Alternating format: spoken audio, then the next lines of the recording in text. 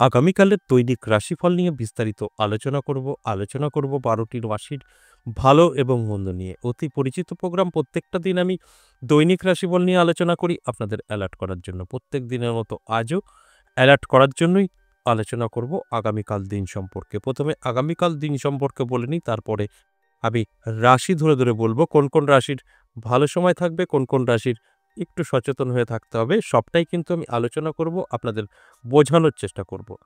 আগামীকাল ২রা মে শুক্রবার, পঞ্চমী তিথি, আদ্রা নক্ষত্র, সুকর্মা যোগ ও জন্মরাশি মিথুন। এবার ১২টি রাশিকে নিয়ে ভালো ও মন্দ বিস্তারিত আলোচনা করব। তার আগে আমার সাথে কিভাবে যোগাযোগ করবেন সে বিষয়টা একটু বলে নিই। নমস্কার, জয় মা কামাখ্যা, জয় মা তারা। আমার সাথে যারা সরাসরি বসে আপনার সম্পর্কে আলোচনা করতে চাইছেন, আপনার নানা রকম সমস্যা নিয়ে আপনি আলোচনা করতে চাইছেন সরাসরি সামনাসামনি বসে, তাদের ক্ষেত্রে বলব দুটো জায়গায় আপনারা পেয়ে যাবেন। এটা নদিয়া বীরনগর এবং তারাপীঠ। তারাপীঠ ইংরাজি মাসের শুরু এবং শেষ শুক্র ও শনিবার পেয়ে যাবেন। আর নিজের মন্দির যেটা বীরনগর ১০ মহাবিদ্যা কালীবাড়ি, সেখানে আপনারা প্রত্যেক সপ্তাহে ৩ দিন করে পেয়ে যাবেন, সোম, মঙ্গল, বুধ। এখানে আপনারা যদি আসতে চান তাহলে এই হোয়াটসঅ্যাপে এসে ভয়েস বা লিখে বলবেন আমি বীরনগর দেখা করতে চাই। সেক্ষেত্রে বীরনগরের অ্যাড্রেস এবং ঠিকানা পেয়ে যাবেন। আর যদি মনে হয় তারাপীঠের আপনারা আসবেন, তারাপীঠে দেখা করতে চান, সেটা ভয়েসে বা লিখে বলবেন। সেক্ষেত্রেও কিন্তু কন্ট্যাক্ট নাম্বার এবং সম্পূর্ণ অ্যাড্রেস পেয়ে যাবেন। ঠিক আপনারা কন্ট্যাক্ট করে তারাপীঠ বা আমার মন্দিরে এসে সরাসরি আমার সামনাসামনি বসে আপনার সমস্যা নিয়ে আলোচনা করতে পারেন। আর যদি মনে হয় না আমি বাড়ি বসে আমার সম্পর্কে জানতে চাই, সেটাও সম্ভব। এই হোয়াটসঅ্যাপে এসে ভয়েসে বা লিখে বলতে হবে। সেক্ষেত্রেও এখানকার কিছু প্রসেস, কিছু নিয়ম আছে, আপনাকে জানানো হবে, কমপ্লিট করবেন। আপনাকে ২৪ থেকে ৪৮ ঘন্টার মধ্যে কল করা হবে। ঠিক এইভাবে অফলাইন বা অনলাইন আপনি কিন্তু আমার সাথে যোগাযোগ করতে পারবেন।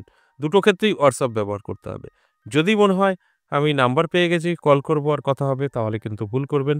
এখানে সিস্টেম ছাড়া কোনো কিছুই সম্ভব নয়। তাই আপনাকে সিস্টেমে আসতে হবে। আর যদি মনে হয় যে না, আমি ফোন নাম্বার পেয়ে গেছি আর আমার কোনো কিছুই প্রয়োজন নেই, আমি কল করব আর কথা বলবে, তাহলে আপনি কিন্তু পিছিয়ে থাকবেন, সময় নষ্ট হবে, আমার সাথে আপনার কিন্তু কোনো রকম যোগাযোগ বা কথা হবে না।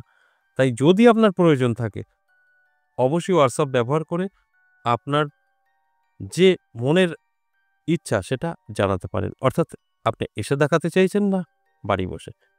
সেক্ষেত্রে আপনি কিন্তু খুব সহজেই আপনার সমস্যা নিয়ে আলোচনা করতে পারবেন এবং তার থেকে বেরিয়ে আসতে পারবেন। এবার আসুন আজকের যে আলোচনা, দৈনিক রাশিফল নিয়ে প্রত্যেকটা দিন আমি আলোচনা করি। প্রত্যেকটা দিন আমাদের জীবনে কোন দিক থেকে ভালো সময়, কোন দিক থেকে খারাপ সময় জানানোর চেষ্টা করি। এই জানানোর চেষ্টা করি তার মানে একটাই, আপনাদেরকে অ্যালার্ট করার চেষ্টা করি। অ্যালার্ট থাকলে পরে আপনি কিন্তু নিজে অনেকটাই সেফ থাকবেন।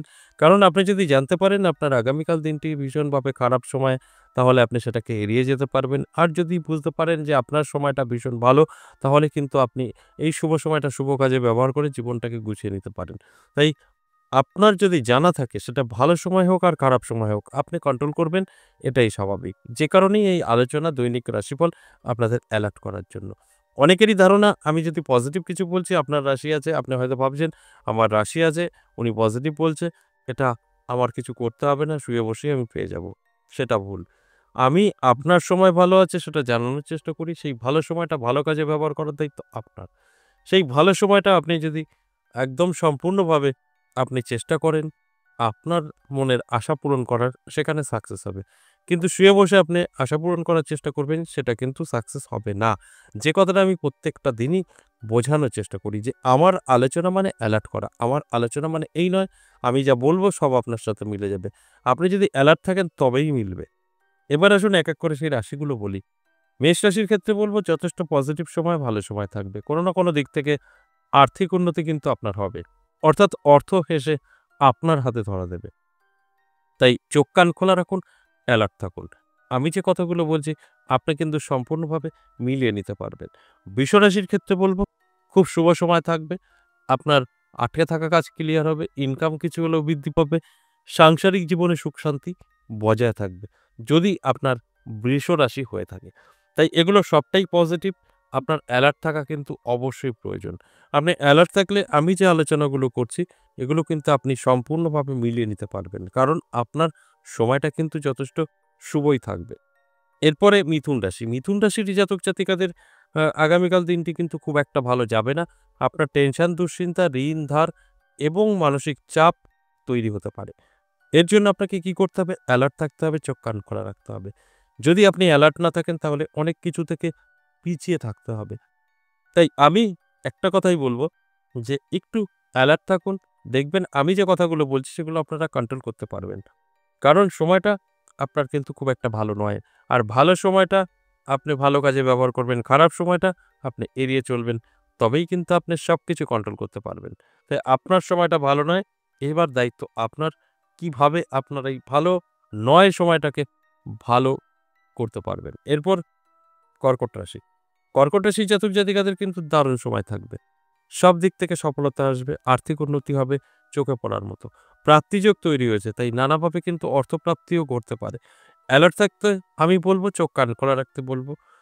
দেখবেন আপনি নিজেই বুঝতে পারবেন যে আপনার কি করণীয়, কি করলে আপনি আপনার মনের আশা পূরণ করতে পারবেন, সবটাই কিন্তু বুঝতে পারবেন। এরপর সিংহ রাশি। সিংহ রাশির জাতক জাতিকাদের খুব একটা ভালো যাবে না আগামীকাল। অনেক আ হিসাব করে আপনাকে চলতে হবে। কোনো রকম বেহিসাবি যেকোনো কাজ আপনি করে ফেলতে পারেন, সেখান থেকে পস্তাতে পারেন। তাই আপনার যেকোনো কাজ করার আগে ১০ বার ভাবতে হবে এবং হিসাব করে তারপর চলতে হবে। কোনো রকম ভুল করলে সেখান থেকে কোনো রকম রিকভারি হওয়ার সম্ভাবনা কিন্তু থাকছে না। তাই সিংহ রাশির জাতক জাতিকাদের বলব অ্যালার্ট থাকুন। ঠিক কন্যা রাশিরও কিন্তু বলব অ্যালার্ট থাকুন। কন্যা রাশির জাতক জাতিকাদেরও কিন্তু খুব একটা ভালো সময় থাকবে না।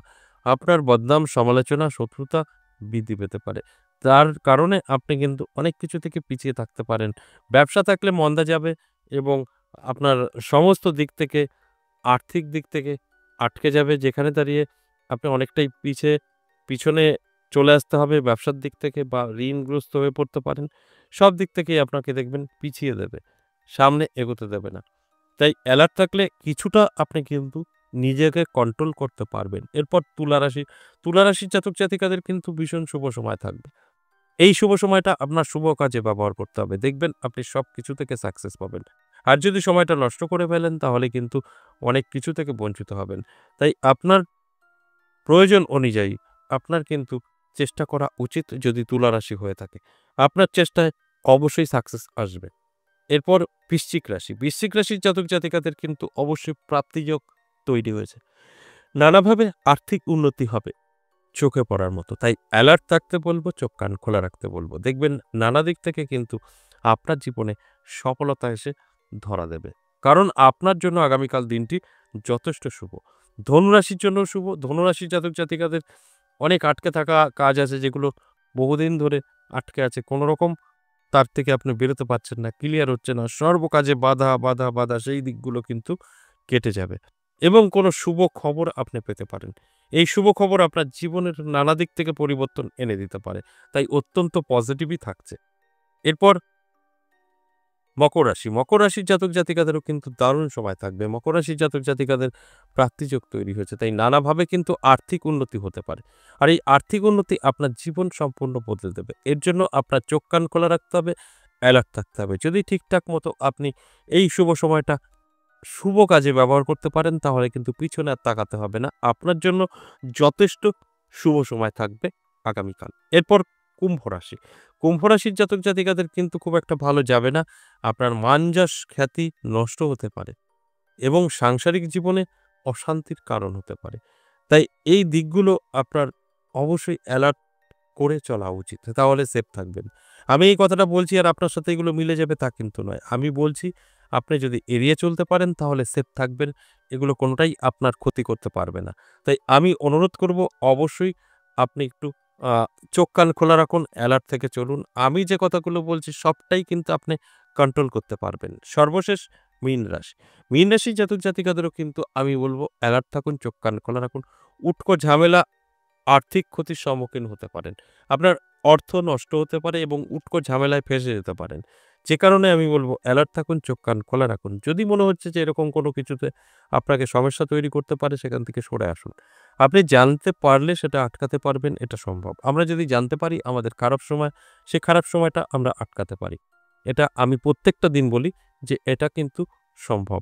তাই আপনার জন্য কিন্তু অনেকটাই খারাপ সময়। তাই সেইভাবে আপনি চলার চেষ্টা করুন। অবশ্যই দেখবেন আপনি সেফ থাকবেন। এই যে আলোচনা করলাম ১২ টি রাশিকে নিয়ে, এটা সম্পূর্ণ এভারেজ এবং সর্বজনীন। এখানে কোনো ব্যক্তিগত জন্মছক বা হস্তরেখা বিচার বিশ্লেষণ করে আলোচনা করা হয়নি।